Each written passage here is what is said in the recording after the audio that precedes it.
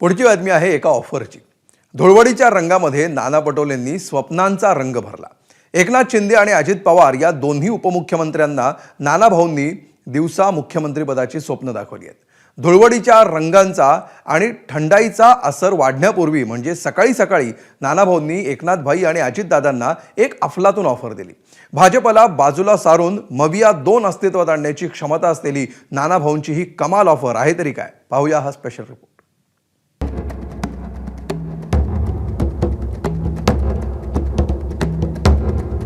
अजित पवार आणि एकनाथ शिंदे दोघांची हालत खराब आहे। आता बिघडलेलं नाहीये। काँग्रेसकडे त्यांनी यावं, दोघांनाही जे पहिल्या खुर्चीवर यायचं मुख्यमंत्र्यांचं स्वप्न पडतंय आताही, आम्ही ते पूर्ण करू। बुरा न मानो होली। होळी धुळवड म्हटलं की धमाल आलीच।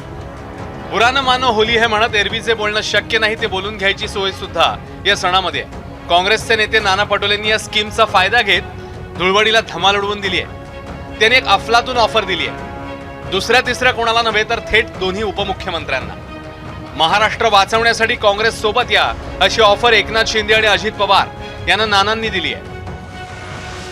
नाना एवढ्यावरच थांबले नाहीयेत तर दोघांचंही मुख्यमंत्री पदाचं स्वप्न पूर्ण होईल असं गाजरही धुळवडीच्या मुहूर्तावर त्यांनी दाखवलंय।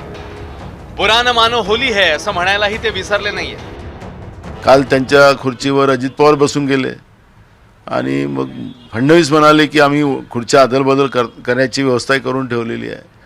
दोन्ही उपमुख्यमंत्री अजित पवार आणि एकनाथ शिंदे दोघांची हालत खराब आहे। त्यांना भाजप आता पुढच्या निवडणुकीत उभे राहणार नाही अशी पण व्यवस्था करून ठेवणार आहे। त्यामुळे आताही बिघडलेलं नाहीये। काँग्रेसकडे त्यांनी यावं, दोघांनाही जे पहिल्या खुर्चीवर यायचं मुख्यमंत्र्यांचं स्वप्न पडतंय आताही, आम्ही ते पूर्ण करू। आणि जसं आता अजित पवारांना बिना पैशाचं बजेट मांडावं लागलं तशी वेळ येणार नाही, कारण की आता सगळा पैसा गुजरातला चालला, गुजरातच्या नेत्यांना चालला महाराष्ट्राचा, तो आपण जाऊ देणार नाही। त्यामुळे महाराष्ट्र वाचवण्यासाठी तुम्ही आमच्याकडे या आणि तुम्हाला जे काही त्रास होतोय त्याच्यातून तुम्हाला मुक्त होण्याची संधी आहे।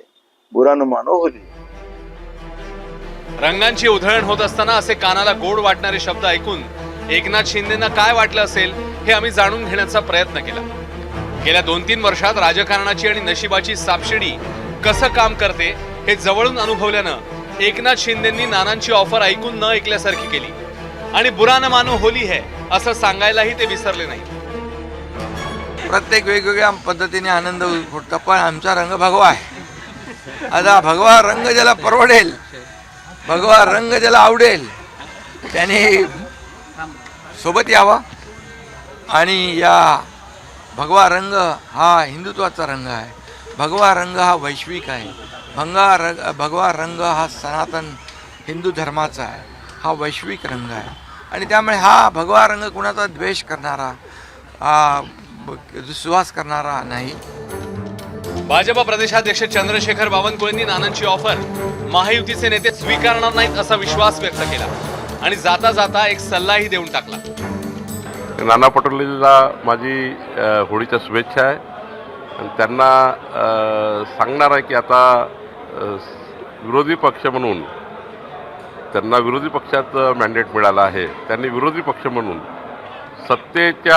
सत्तेला चांगल्या विकासाच्या मार्गावर नेण्याकरता, पारदर्शी आणि भ्रष्टाचारमुक्त सरकार चालवण्याकरता होळीच्या निमित्त संकल्प करावा अशा शुभेच्छा मी त्यांना देतो। लक्षवेधी संबंधित परिणय फुकेंच्या गंभीर आरोपांमुळे गेले 2 दिवस नाना पटोलेंचं नाव चर्चेत आहे। त्यात आज धुळवडीचा म्हणजे मजा मस्तीचा दिवस। अशा पार्श्वभूमीवर नानांची ऑफर कितपत गांभीर्याने घ्यायची हा प्रश्न सुद्धा आहेच। काँग्रेसचे स्वतःचे फक्त 16 आणि मवियाकडे फक्त 46 आमदार आहेत। तरीही नाना पटोलेंनी दिलेली धमाल ऑफर भाई आणि दादांनी स्वीकारली आणि मविया 1 प्रमाणे भाजपला दूर ठेवून बहुमताची जुळणी केलीच, तर मविया 2 ची आकडेवारी कशी असेल यावर एक नजर टाकूया। काँग्रेस 16, राष्ट्रवादी शरद पवार पक्ष 10, शिवसेना ठाकरे 20, शिवसेना 57, राष्ट्रवादी 41, एकूण 144। कसं आहे की आपण लहान मुलांना म्हणतो ना की बाबा रडू नको, तू इकडे ये, मी तुला चॉकलेट देतो, तसं काहीतरी प्रकार तो झालाय की बाबा तुम्ही आमच्या इकडे या, आपण ते मुख्यमंत्री पद असं मिळून मिसळून अगदी यांनी घेऊ. तर मला असं वाटतं की नाना पटोलेंकडनं अमुक अपेक्षा नक्कीच नाही आहे. त्यांनी असं काहीतरी विधानं करू नये. हे राजकारण आहे, लोकशाही आहे आणि सिरियस राजकारण होण्याची अपेक्षा आहे. नाना पटोले आता काँग्रेसचे प्रदेशाध्यक्ष नाहीयेत, त्यामुळे त्यांच्या या ऑफरमध्ये तसा अर्थ नाहीये.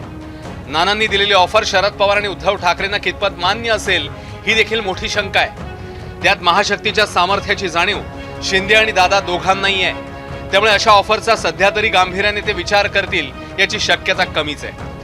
धुळवडीच्या निमित्ताने नानांनी साखर पेरणी तर करून ठेवली आहे, त्यामुळे आता झाला नाही तरी महाविकास आघाडी 2चा प्रयोग भविष्यात कधी होणारच नाही असं कुणीही ठामपणे सांगू शकत नाही. कारण बुरा न मानो होली है. ब्युरो रिपोर्ट, एबीपी माझा. एबीपी माझा, उघडा डोळे बघा नीट.